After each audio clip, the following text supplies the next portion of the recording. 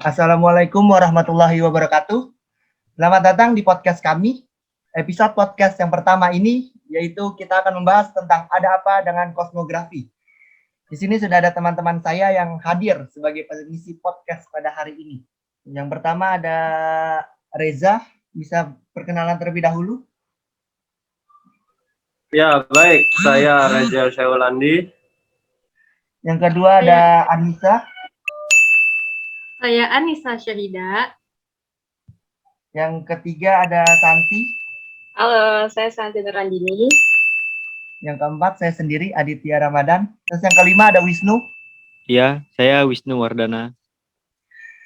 Di podcast episode kali ini kita akan membahas tentang pengertian kosmografi, kedudukan kosmografi dalam geografi. Kemudian ada universe. Yang selanjutnya ada pandangan manusia tentang universe. Dan yang terakhir ada antariksa, benda langit, dan galaksi. Sebelum masuk ke episode podcast, jangan lupa like, comment, and subscribe channel di bawah ini. Ya, untuk materi yang pertama, saya akan menjelaskan tentang pengertian kosmografi. Kosmografi diambil dari bahasa Yunani, yaitu kosmos.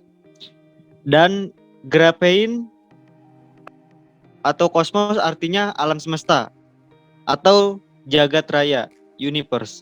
Sedangkan graphein artinya tulisan, penggambaran atau uraian tertulis. Dengan demikian secara harfiah, kosmografi adalah ilmu pengetahuan yang menguraikan atau menggambarkan tentang alam semesta, serta menjelaskan fenomena-fenomena dan hukum yang terjadi di alam semesta, universe.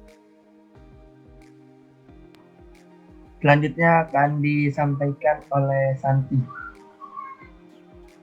Baik, selanjutnya adalah kedudukan kosmografi dalam geografi. Kosmografi sendiri berasal dari kata kosmos, yang mana berarti alam semesta atau angkasa luar. Dan kata graphein sendiri yaitu penulisan atau penggambaran. Jadi, kosmografi sendiri adalah ilmu yang mempelajari mengenai alam semesta dengan isinya yang berupa benda-benda langit. Kosmografi juga sering disebut dengan ilmu falak. Kosmografi adalah ilmu pengetahuan yang menguraikan dan memberikan gambaran alam semesta, serta menjelaskan fenomena dan hukum-hukum yang terjadi di alam. Kosmografi memiliki persamaan dengan cabang-cabang lain dari geografi, seperti kosmologi dan astronomi. Persamaan tersebut terletak pada objek kajiannya yang sama-sama mempelajari tentang alam semesta. Sedangkan perbedaannya sendiri terletak pada spesifikasi materi pembelajaran, yang mana dalam kosmologi sendiri mempelajari struktur dan sejarah alam semesta yang berukuran besar. Sedangkan dalam astronomi mempelajari berbagai sisi dari benda-benda langit seperti asal-usul, sifat fisik atau kimia, meteorologi, dan gerak serta pengetahuan mengenai benda-benda alam semesta yang menjelaskan pembentukan dan perkembangan alam semesta. Kedudukan kosmografi dalam geografi sendiri adalah sebagai ilmu pengetahuan yang mempelajari persamaan dan perbedaan biosfer, seperti atmosfer, hidrosfer, litosfer, biosfer, dan antroposfer, mulai pendekatan ke ruangan, ke lingkungan, dan kompleks wilayah.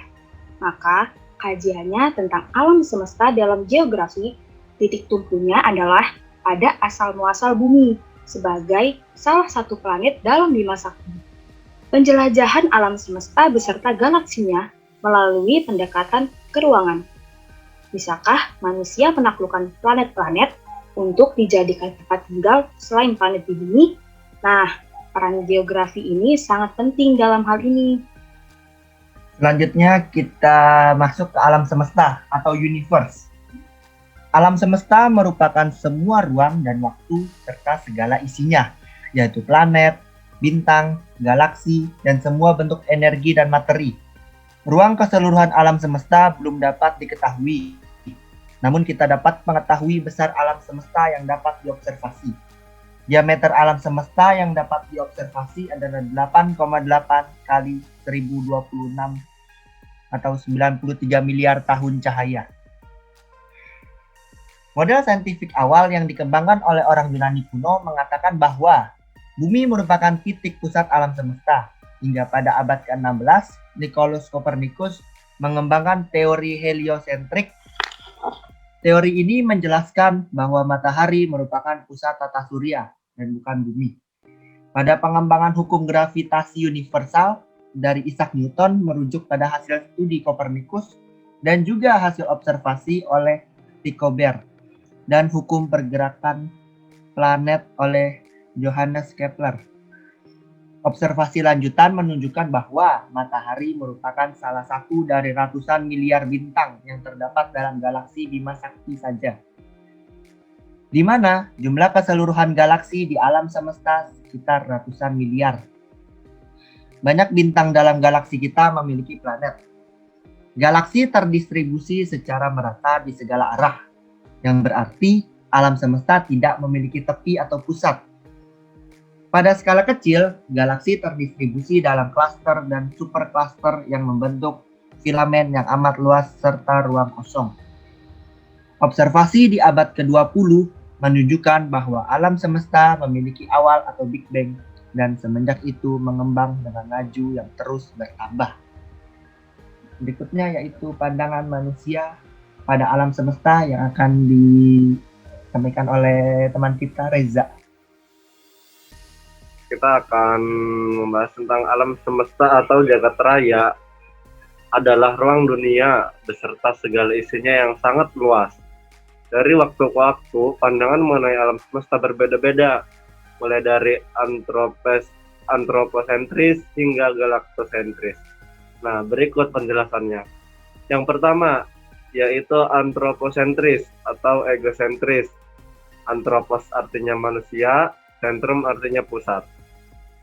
Anggapan ini dimulai pada tingkat awal manusia atau pada masa manusia primitif yang menganggap bahwa manusia sebagai pusat alam semesta. Pada waktu menyadari ada bumi dan langit, manusia menganggap matahari, bulan, bintang, dan bumi serupa dengan hewan, tumbuhan, dan dengan dirinya sendiri. Nah, yang kedua yaitu geosentris. Geo artinya bumi dan sentrum artinya pusat. Teori ini dikemukakan oleh seorang ahli dari Yunani bernama Claudius Ptolemaeus pada tahun 100 sampai 178 Masehi. Dia mengatakan bahwa bumi merupakan pusat dari alam semesta. Ia melakukan observasi di Alexandria, kota pusat budaya Mesir pada masa lalu. Ia menganggap bahwa pusat jagat raya adalah bumi, sehingga bumi ini dikelilingi oleh matahari dan bintang-bintang. Pendukung geosentris lainnya adalah Socrates, Plato, Aristoteles, Thales, Anaximander, dan Pythagoras. Dan yang ketiga yaitu heliosentris. Helio artinya matahari, sentrum artinya pusat. Nah, teori ini dinyatakan oleh Nicolaus Copernicus pada tahun 1473 sampai 1543 yang berpendapat bahwa semua benda langit termasuk bumi bergerak mengelilingi matahari. Teori tersebut dikenal dengan nama teori heliosentris karena menganggap matahari sebagai pusat peredaran benda-benda langit. Pandangan ini ia tuangkan dalam bukunya yang berjudul The Revolution Bus Orbium Caelestium atau yang artinya tentang revolusi peredaran benda-benda langit pada tahun 1507. Pendukung teori ini adalah Bruno, Johannes Kepler, Galileo, dan Isaac Newton. Dan yang keempat yakni galaktosentris. Galakto artinya galaksi, sentrum artinya pusat. Teori ini merupakan anggapan yang menempatkan galaksi sebagai pusat alam semesta. Galaktosentris dimulai pada tahun 1920 yang ditandai dengan pembangunan teleskop raksasa di Amerika Serikat sehingga dapat memberikan informasi yang lebih baik mengenai galaksi. Selanjutnya akan dilanjutkan oleh Wisnu. Ya, di sini ada Ibnu Yunus Sa'dafi, seorang ahli astronomi berkebangsaan Mesir. Ia sering disebut Ibnu Yunus yang terkenal lewat karya astronomi pada tahun 1990. Menyusun tabel-tabel astronomi sebanyak 4 jilid di kemudian hari, diterjemahkan dalam berbagai bahasa di dunia. Ibnu Yunus merupakan penemu kuadran berlubang alat pengukur gerakan binatang.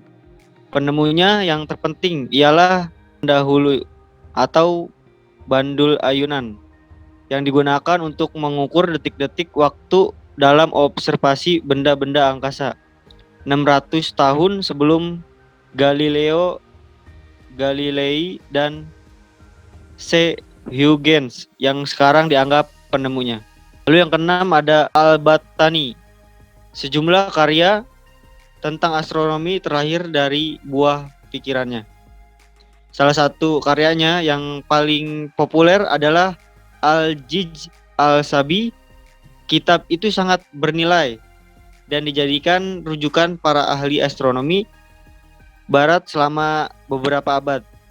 Selepas Al-Battani meninggal dunia, ia berhasil menentukan perkiraan awal bulan baru, perkiraan panjang matahari, dan mengoreksi hasil kerja Ptolemeus mengenai orbit bulan dan planet-planet tertentu. Al-Battani juga mengembangkan metode untuk menghitung gerakan dan orbit planet. Ia memiliki peran yang utama dalam merenovasi astronomi modern yang berkembang kemudian di Eropa. Lalu yang ketujuh ada Galileo, orang yang pertama yang berpikir tentang fenomena-fenomena alam semesta seperti gravitasi bumi, mengelilingi matahari dan sebagainya. Yang kesemua teorinya dengan menggunakan pendekatan matematis. Lalu yang ke-8 ada Sir Isaac Newton, mengungkapkan hukum-hukum fisika tentang alam semesta yang ditemui dalam kehidupan sehari-hari. Hukum-hukum Newton diilhami oleh jatuhnya buah apel. Gravitasi, integral matematika dasar dan yang berhubungan dengan hukum-hukum Newton dituangkan dalam bukunya dengan judul Principia. Selanjutnya kita membahas tentang antariksa. Silakan Anissa. Antariksa. Antariksa adalah sebuah kumpulan dari segala galaksi dan semua itu berkumpul dalam satu kesatuan. Contohnya itu antariksa. Luas antariksa ini tidak bisa diperkirakan karena sangatlah luas, kita tidak tahu, akan tetapi teknologi semakin lama semakin canggih dan mungkin suatu saat nanti kita akan bisa menemukan planet yang memiliki kehidupan juga. Seperti yang sudah ditemukan oleh para ilmuwan zaman sekarang yang mengatakan bahwa ada planet yang mirip dengan bumi dan planet itu mempunyai kadar air yang pas juga untuk manusia. Siapa tahu kita akan dipindahkan ke sana. Nah, kesimpulannya adalah antariksa merupakan tempat yang sangat asing bagi manusia. Tetapi manusia terkadang heran mengapa banyak terjadi momen-momen yang tidak bisa diduga oleh manusia itu dan terjadi di antariksa. Dan mengapa semua itu bisa terjadi? Apa yang menyebabkan? Itu semua masih menjadi tanda tanya besar. Selanjutnya itu ada benda langit. Nah, benda langit ini adalah semua benda objek yang ada di alam semesta. Benda lagi ada bintang, planet, dan satelit. Planet ini adalah benda luar angkasa yang berputar pada orbitnya. Ada 8 planet yaitu Merkurius, Venus, Bumi, Mars, Jupiter, Saturnus, Uranus, dan Neptunus. Dalam susunan tata surya ada planet yang ke-9, yaitu Pluto. Akan tetapi, Pluto ini sudah tidak dianggap planet lagi pada tanggal 24 Agustus 2006. Dan bintang berbeda dari benda langit lainnya, karena bintang dapat memancarkan cahaya. Bintang terjadi menjadi 2, yaitu bintang nyata dan bintang semu. Bintang semu ialah bintang yang tidak menghasilkan cahayanya sendiri, akan tetapi akan memantulkan cahaya bintang lainnya. dan bintang nyata yaitu bintang yang menghasilkan cahayanya sendiri. Nah, satelit alami adalah berbagai benda angkasa yang mengorbit pada planet. Benda langit yang paling dekat adalah bulan. Jaraknya ke bumi hanya sekitar 384.000 km. Bulan ini merupakan satelit bumi, selalu setia mengelilingi dan mengikuti kemanapun bumi bergerak. Bulan tampak bersinar karena memantulkan cahaya matahari. Selanjutnya ada planet. Planet adalah benda langit yang mengelilingi matahari pada orbitnya. Planet sendiri memiliki ciri-ciri. Berikut ini adalah ciri-ciri planet dalam tata surya. Yang pertama, tiap planet memiliki gaya gravitasi. Kedua, tiap planet memiliki medan magnet. Yang ketiga, planet memiliki orbit masing-masing. Yang keempat, setiap planet mengelilingi matahari pada orbitnya, atau yang kita kenal dengan revolusi. Yang kelima, tiap planet berputar pada porosnya, atau yang kita kenal juga disebut dengan rotasi. Satelit. Satelit alami adalah benda-benda luar angkasa, bukan buatan manusia, yang mengorbit sebuah planet atau benda lain yang lebih besar daripada dirinya. Seperti misalnya bulan. Nah, bulan ini adalah satelit alami bumi. Sebenarnya, terminologi ini berlaku juga bagi planet yang mengelilingi sebuah bintang, atau bahkan sebuah bintang yang mengelilingi pusat galaksi. Tetapi jarang digunakan. Bumi sendiri sebenarnya merupakan satelit alami matahari. Selanjutnya, matahari. Matahari ialah bintang yang menyinari bumi selama siang hari. Lalu, kenapa sih matahari disebut bintang? Jawabannya yaitu karena sesuai dengan sifat bintang, yaitu memancarkan cahayanya sendiri, dan juga merupakan pusat sistem tata surya. Seluruh planet, termasuk bumi, mengelilingi matahari. Nah, itu sendiri dinamakan dengan revolusi bumi. Nebula. Nebula adalah awan antar bintang yang terdiri dari debu, gas, dan plasma. Awalnya, nebula adalah nama umum yang diberikan untuk semua objek astronomi yang membentang, termasuk galaksi di luar Bima Sakti. Berikutnya yaitu asteroid. Asteroid adalah benda langit yang ukurannya lebih kecil dibanding planet dan lebih besar dari meteorit. Dan asteroid dapat disebut juga dengan planet minor. Dalam sistem tata surya, ada ratusan ribu asteroid yang ditemukan. Selanjutnya komet. Adalah benda langit yang mengelilingi matahari dan perputarannya melewati garis edar yang berbentuk lonjong. Komet juga disebut dengan bintang berekor. Material komet adalah es dan debu. Komet yang muncul di permukaan bumi setiap 76 tahun itu adalah komet Halley. Berikutnya adalah galaksi. Berasal dari bahasa Yunani yaitu galaxias, yang artinya seperti susu atau Milky Way, yaitu adalah suatu sistem yang sifatnya masif yang berkaitan dengan gaya gravitasi yang terdiri atas bintang. Bentuk manifestasi antara lain bintang neuron dan lubang hitam, gas, debu kosmik, medium antar bintang, dan kemungkinan substansi hipotesis yang dikenal dengan materi gelap. Galaksi terbagi berdasarkan bentuknya atau morfologinya. Galaksi dibagi menjadi 4 tipe. Yang pertama, galaksi spiral. Yang kedua yaitu galaksi elips. Yang ketiga, galaksi irregular. Dan yang keempat adalah galaksi lenticular.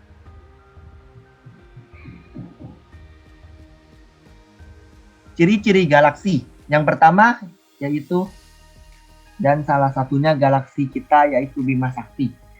Yang kedua yaitu galaksi elips. Yang ketiga, galaksi irregular. Dan yang keempat adalah galaksi lenticular. Di bentuk tertentu, misal saja bentuk spiral, elips, dan tidak beraturan. Yang keempat, jarak antara galaksi yang satu dengan yang lain jutaan tahun cahaya. Yang kelima, galaksi-galaksi hanya terlihat di luar jalur galaksi Bima Sakti. Sumber cahayanya berasal dari galaksi itu sendiri dan bukan merupakan cahaya pantulan. Bagian-bagian galaksi. Yang pertama ada pusat atau inti galaksi. Yang kedua ada piringan galaksi. Yang ketiga halo galaksi. Yang keempat korona galaksi. Dan yang kelima lengan spiral galaksi. Selanjutnya ada jenis-jenis galaksi. Ada galaksi Bima Sakti, galaksi Andromeda, galaksi Black Eye, galaksi Roda Biru, galaksi Centaurus, galaksi Dolar Perak, galaksi Magellan, galaksi Pusaran Air, galaksi Sombrero, galaksi Ursa Major. Kemudian cluster. Cluster adalah gabungan-gabungan dari galaksi yang membentuk suatu sistem tersendiri. Gravitasi di cluster berasal dari gaya gravitasi bersama galaksi-galaksi. Cluster membentuk gugusan-gugusan yang lebih besar bernama supercluster. Nah, kemudian massa. Massa adalah sifat fisika dari suatu benda yang secara umum dapat digunakan untuk mengukur banyaknya materi yang terdapat dalam suatu benda. Massa merupakan konsep utama dari mekanika klasik dan subjek lain yang berhubungan. Dalam sistem internasional atau SI, massa diukur dalam suatu kilogram. Dalam satuan kilogram, alat yang digunakan untuk mengukur massa biasanya adalah timbangan. Tidak seperti berat, massa di setiap tempat selalu sama. Misalnya, massa kita ketika di bumi dan di bulan sama, akan tetapi berat kita di bumi dan di bulan berbeda.